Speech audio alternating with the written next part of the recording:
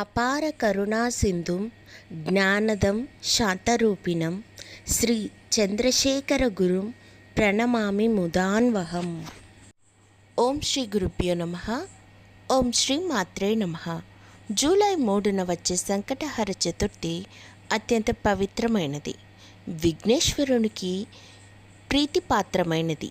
ఈరోజు స్వామివారు సంకటాలను నివారణ చేసే రోజుగా కూడా చెప్పవచ్చు.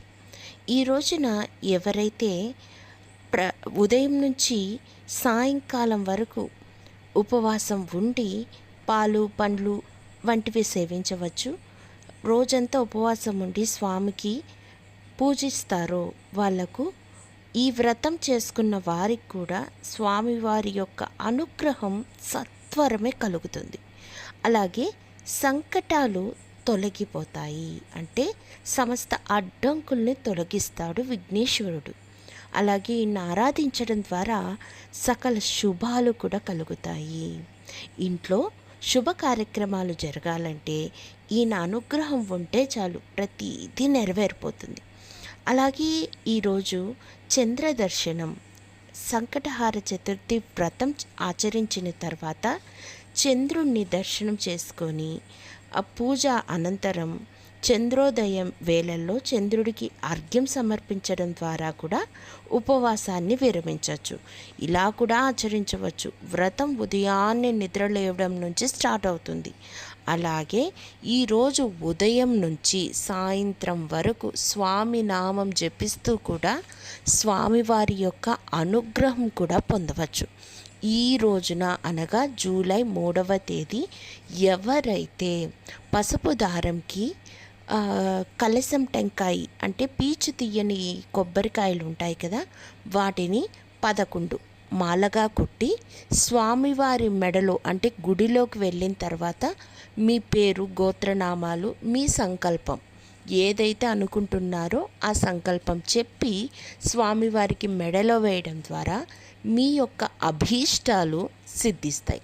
అలాగే 108 పసుపు కొమ్ములను పసుపు ద్వారంకి మాలగా కట్టి స్వామివారి మెడలో వేయడం ద్వారా పెళ్ళికి సంబంధించిన ఆటంకాలన్నీ తొలగిపోతాయి.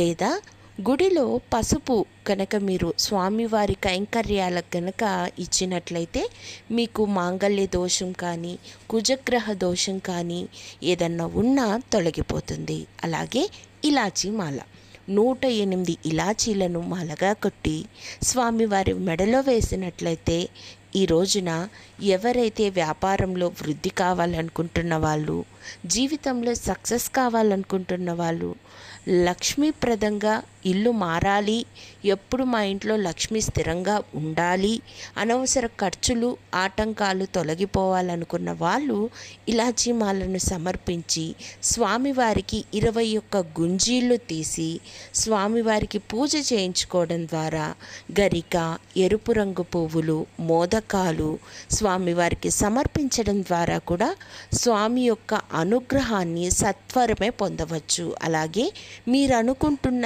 ఏ పనైనా కూడా 21 రోజుల్లోనే, కేవలం 21 రోజుల్లోనే ఖచ్చితంగా జరిగి తీరుతుంది.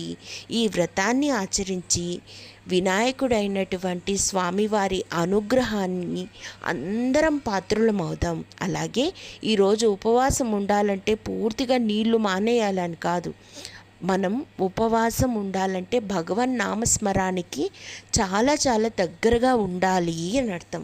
అలా స్వామివారి నామానికి దగ్గరగా ఉంటూ స్వామివారి అనుగ్రహాన్ని పొందవచ్చు. ధన్యవాదములు.